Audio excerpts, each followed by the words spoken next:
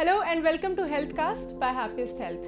Did you know that a person in a year takes at least 50 pounds, that is 22.68 kilograms of processed food every year?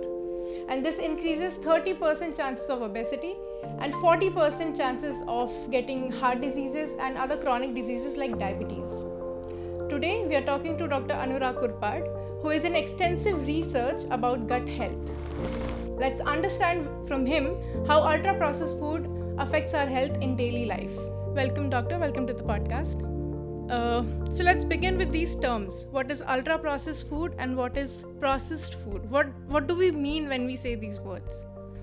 So ultra-processing is a fairly new term, and it's come with us beginning to understand that what we eat, which is marketed, tends to be very far away from the raw foods it was produced from. Now this means that it's gone through various processes of extrusion, powdering, then there are different things added to it, chemicals, and ultimately to make it taste good, there are taste enhancers added. Ultra processed means far away from its original form, in its easiest formulation. We all know that, as you mentioned, it is a highly processed method, the food what comes to our plate, and it has a lot of salt and sugar in it. We have seen it. How does it affect our body? What actually happens when this amount of salt and sugar goes into our body? Right. So normally we have a certain need for salt and sugar. These are required because your brain requires sugar, and of course your body requires salt because you can't keep water in your body without salt. So this is a normal requirement. The problem is when it goes beyond that, and then you start getting bad effects. Now a lot of these foods, in order to make them palatable, because as you take foods far away from their original shape and size and form, they taste worse and worse, to be honest. And the way to make them palatable then is to actually put either a lot of salt or put a lot of sugar. Because just if you were to taste a food that had been processed a lot, you'd probably find it a little bitter, if anything. So what companies and technology does is make it extremely palatable. Now, when you eat a lot of this food, you get extra salt and sugar in your body. If you take too much salt, for sure you will retain water, because that's what salt does in your body. It retains water. And as you retain water, your blood pressure begins to go up and up. So clearly you're at risk for hypertension, as we call it, or high blood pressure, or cardiovascular events. With sugar, on the other hand, it causes an outpouring of insulin, because sugar is a sticky, horrible substance. It'll stick to every protein inside your body as well.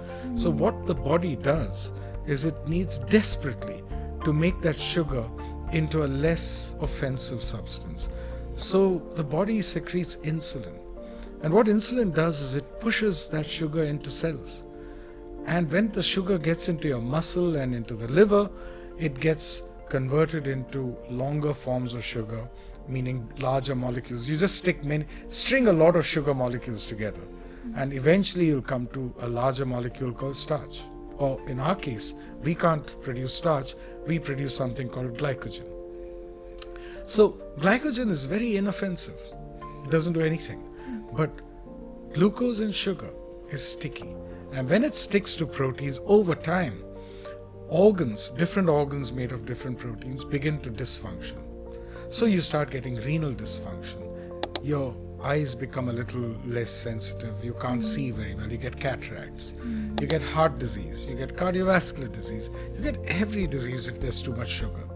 So when you have too much sugar, you have too much insulin. Now, insulin works well initially, so when you're young, you have your whatever sugar-laden stuff, no problem, you'll produce your insulin and that sugar will go down and hopefully you'll get away with it.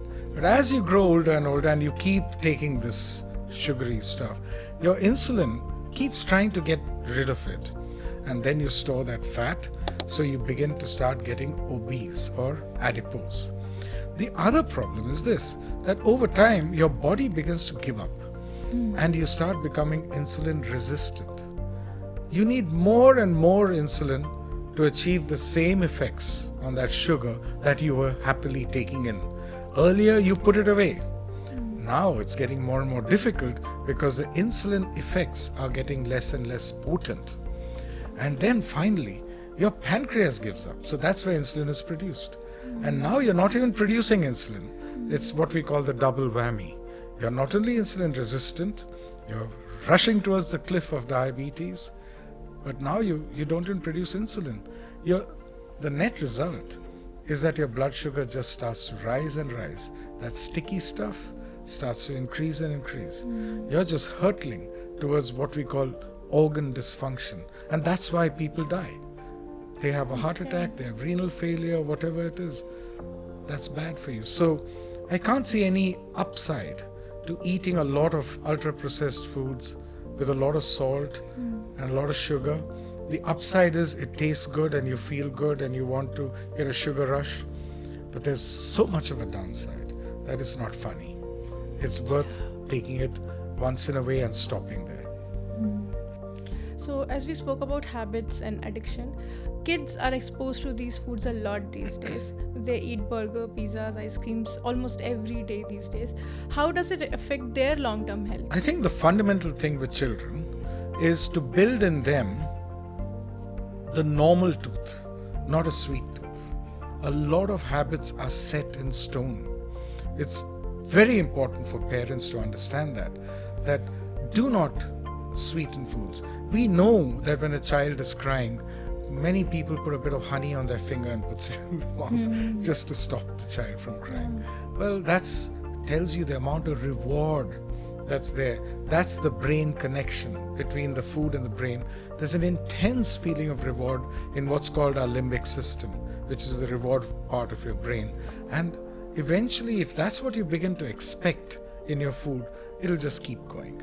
So early on, it's very important to introduce kids to bitter flavors. Where do you get bitter flavors? Plants, salads. Yeah. You get them from literally just giving a salad. Now, obviously, a child can't eat a bunch of salad. That doesn't make sense. But the taste is what's important, that there's a mix of tastes.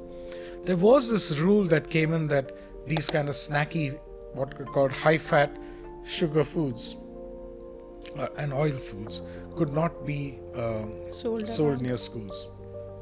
I'm not sure how successful that is, but schools have to have a responsibility here, because while their school canteens may offer fairly healthy foods and not offer sugar-sweetened beverages, the fact is a child, the moment they get out of the school, is going to see these lined up in front of them.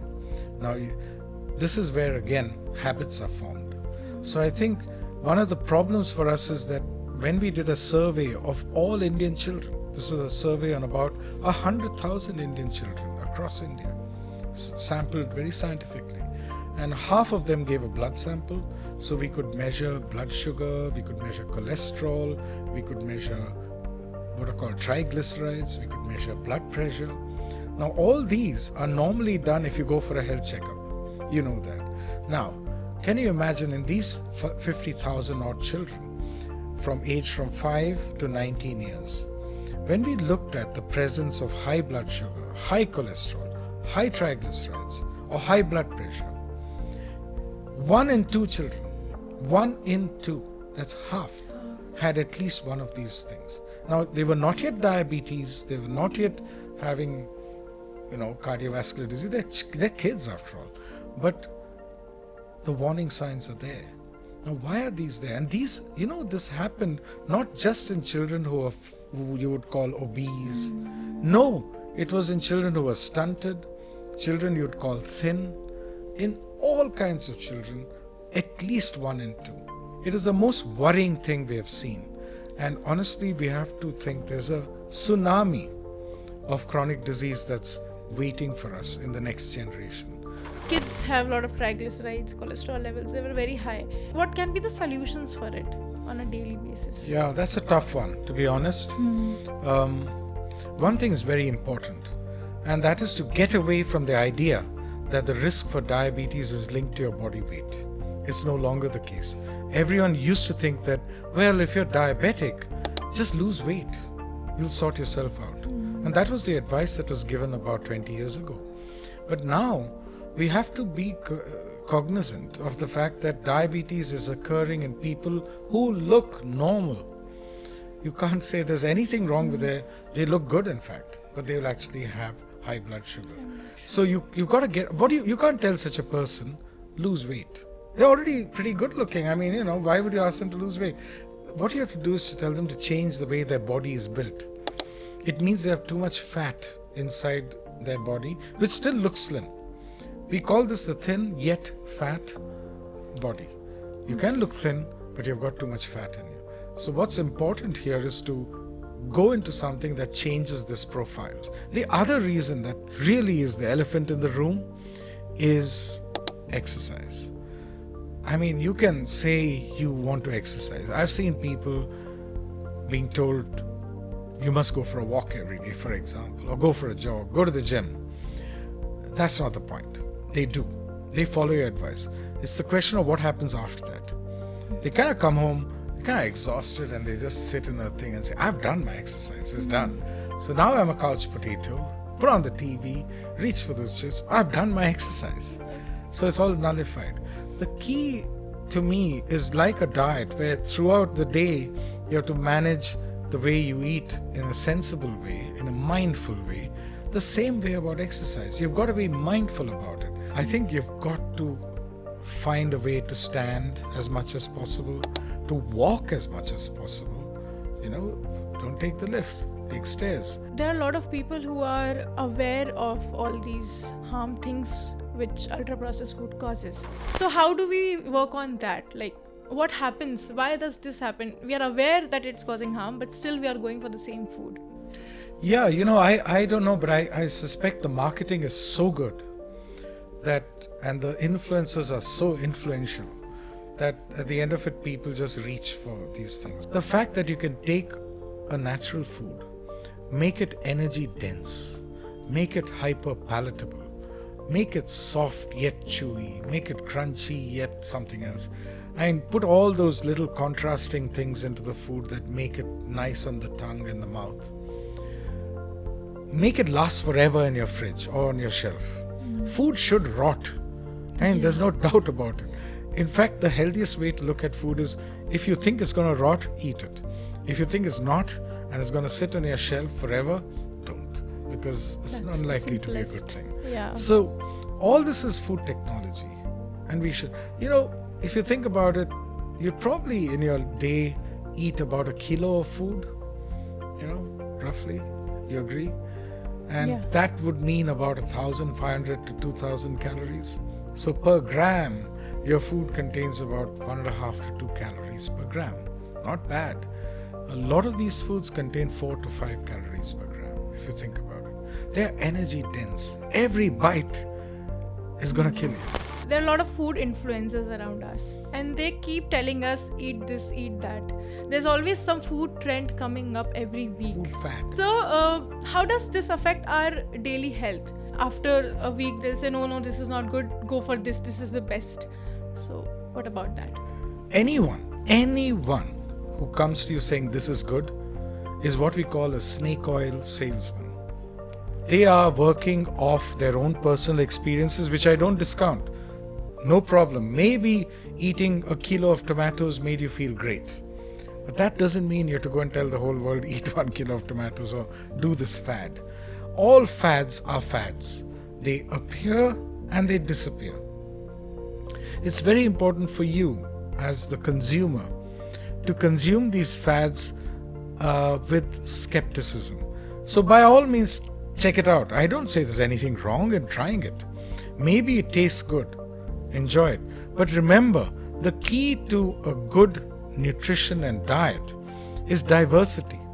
The moment you start fadding into a less diverse way, saying only this is good, or wow, only that is good, that's wrong. You actually need to spread out. So for me, a fad, if you're just going to try it out, adds to your diversity. Great, try it out. Nothing wrong with it. Don't run away from it. But the moment you embrace it as a way of life, your diversity has gone down. And diversity is critical, not just to your food, but your gut. Your gut loves diversity. To me, I would say enjoy yourself, and I would say keep your opinions to yourself. Honestly, I don't have time for influencers. Yeah. I think that will be all. Thank you so much, Doctor, for making time and coming to the Healthcast. You're welcome.